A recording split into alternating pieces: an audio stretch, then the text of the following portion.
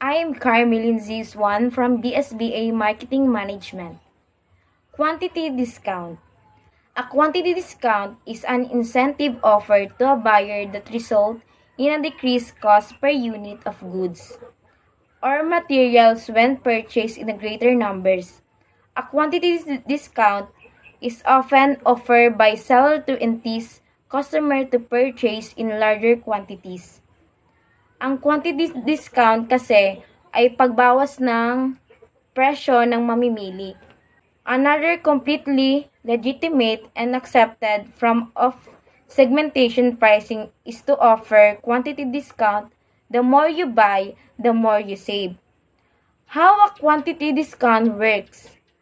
Retailers often get better deals if they order more of the same item. For example, sa sinabi ko na the more you buy, the more you save, kung bibili ka ng buy dozen na short, 10 pieces na yon. Then, ang presyo niya, mga nasa 500 or 650.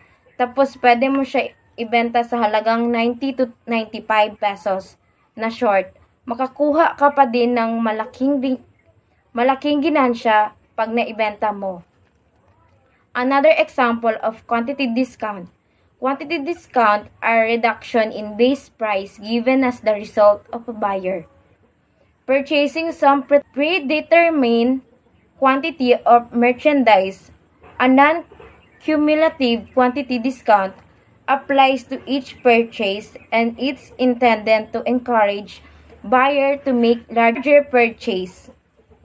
Figure 9.15 works through the numbers on an internet offer.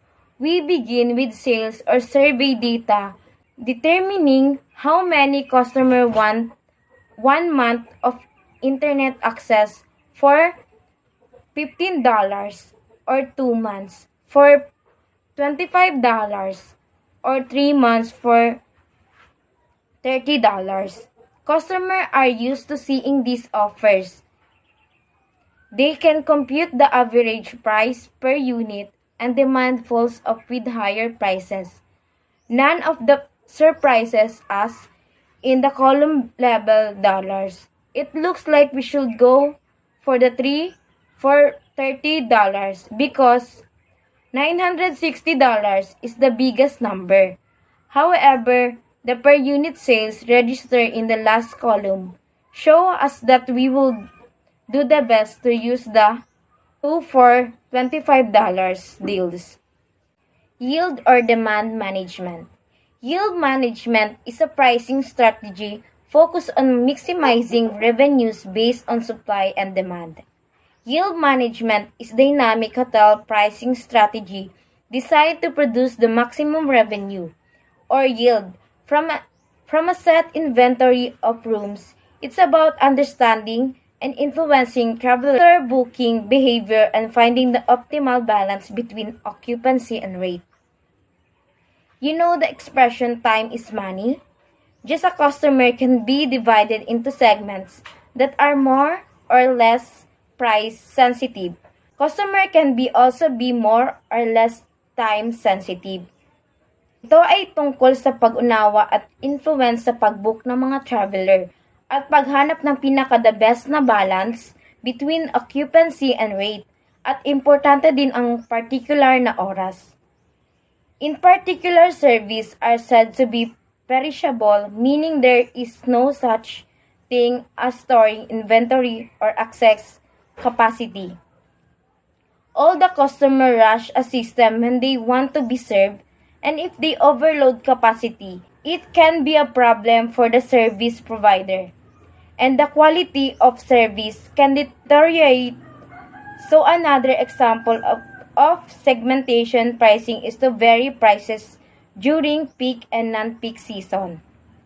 For example, if you're willing to go to the movies during the day when most people are working and the theater owners would like encourage better attendance, you get a price break. Price breaks can be obtained by making reservation far in advance, making flexible plans, and recognize different segments by pricing differently on weekdays and weekends. An example in this yield or demand management. If your hotel has 100 rooms available with a full rate of $150 per room, the maximum potential revenue is $15,000. If none a particular night 70 rooms were sold at a lower average of $120, the achieved revenue is $8,400. Nonlinear pricing. Nonlinear pricing is a broad term that covers any kind of price structure in which there is a nonlinear relationship between price and the quantity of goods. Nonlinear pricing is a pricing strategy in which the price of a product or service is not proportional to the quantity of the product or service purchased.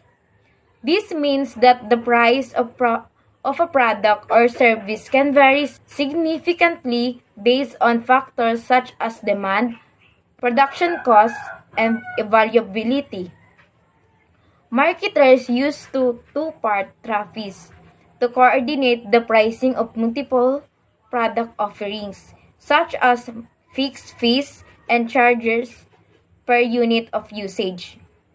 A customer pays some amount for one part of the service, usually a fixed fee such as an entry fee at a nightclub or a ticket to enter a theme park, and another amount for another part of the service, usually a charge per unit of usage, such as drinks and the club, or food, t-shirt, and memorabilia and the theme park. For example, in figure 9.16, we see an illustration that cell phones charge a monthly fee with some basic coverage, but calls beyond that are charged extra. The total amount charged per customer depends on how much they purchase and the theme park. Figure 9.17. Patrons of upscale restaurant respond to survey question about proposed wine bar fees. The wine bar plans to charge a cover fee for access to wine classes, with the entrance fee being the first traffic and glasses of wine being the second. 35 respondents will go once if the cover charge was $5, 20 it was $10, and 10 if it was $15. Nonlinear price and prices vary depending on the amount of consumption by the customer. An example might be a water tariff, which has a higher per gallon and per liter prices for higher levels of consumption than for lower levels of consumption. That's all. Thank you.